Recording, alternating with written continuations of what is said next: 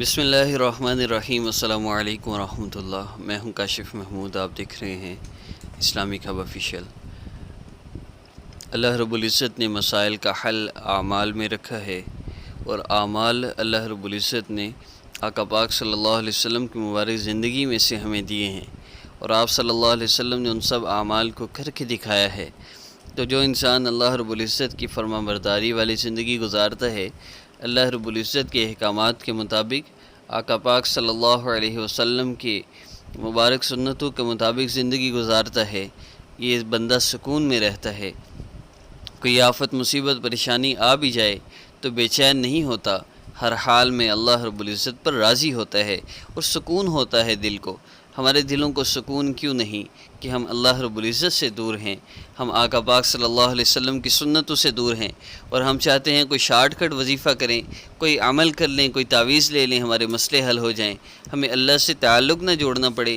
حالانکہ اللہ سے تعلق جوڑنا ان سب چیزوں سے آسان ہے۔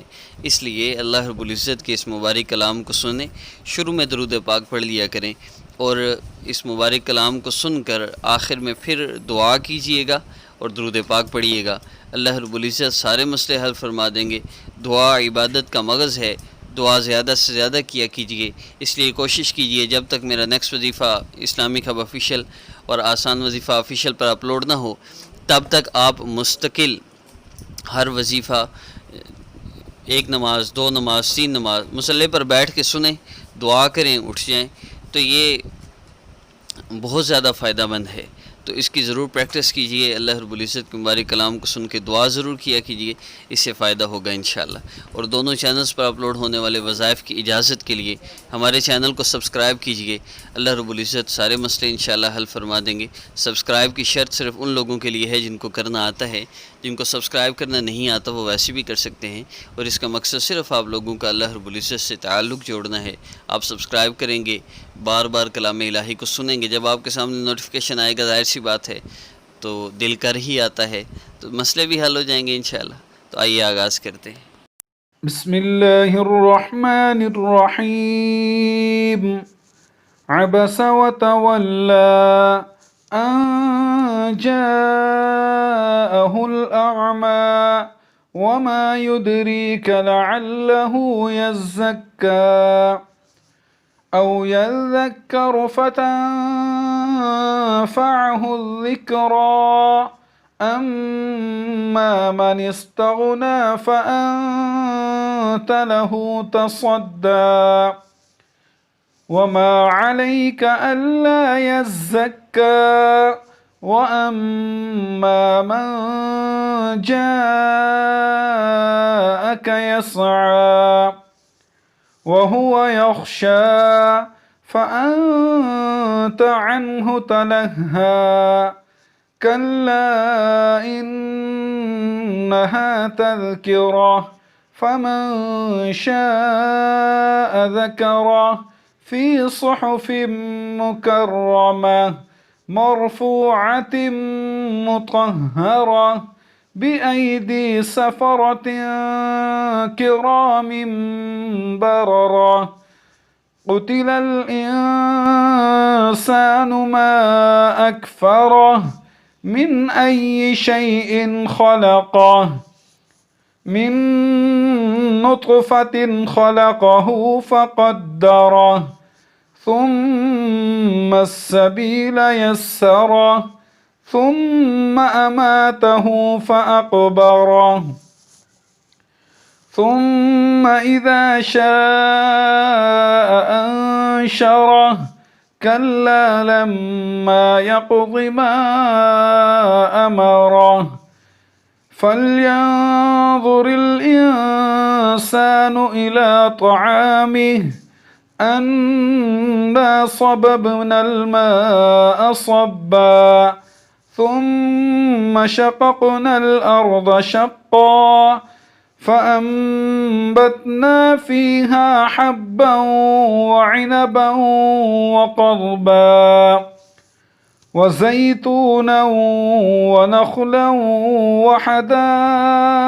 وحدائق غلبا وفاكهة وأبا متاعا لكم ولأنعامكم فإذا جاءت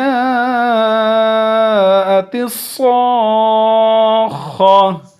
يوم يفر المرء من أخيه وأمه وأبيه وصاحبته وبنيه لكل امرئ منهم يومئذ شأن يغنيه وجوه يومئذ مسفرة ضاحكة مستبشرة ووجوه يومئذ عليها غبرة ترهقها قترة أولئك هم الكفرة الفجرة. أعوذ بالله من الشيطان الرجيم.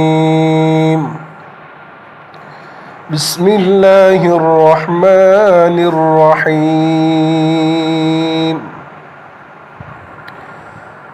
قل أعوذ برب الفلق من شر ما خلق ومن شر غاسق إذا وقب ومن شر النفاثات في العقد ومن شر حاسد إذا حسد.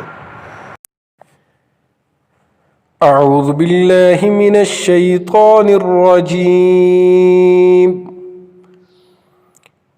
بسم الله الرحمن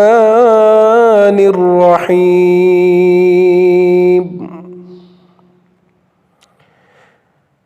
ألم تر كيف فعل ربك بأصحاب الفيل ألم يجعل كيدهم في تضليل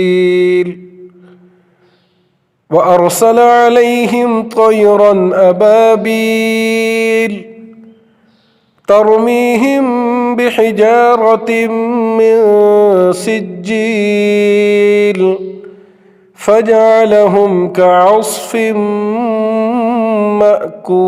مأكول.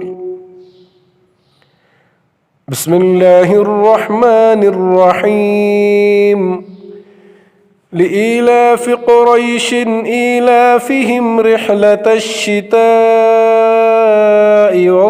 والصيف فليعبدوا رب هذا البيت الذي أطعمهم من جوع وآمنهم من خوف.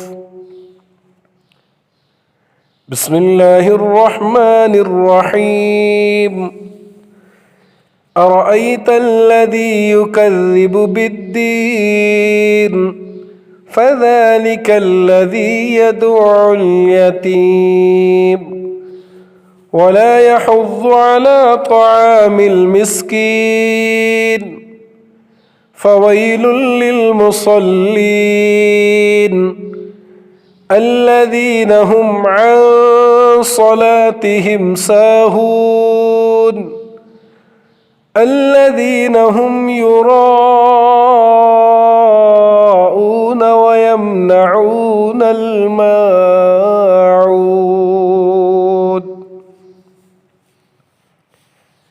بسم الله الرحمن الرحيم.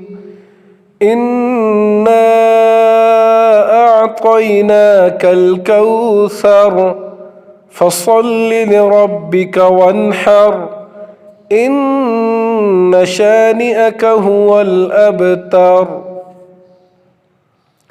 بسم الله الرحمن الرحيم. قل يا أيها الكافرون لا أعبد ما تعبدون ولا أنتم عابدون ما أعبد ولا أنا عابد ما عبدتم ولا أنتم عابدون ما أعبد لكم دينكم ولي دين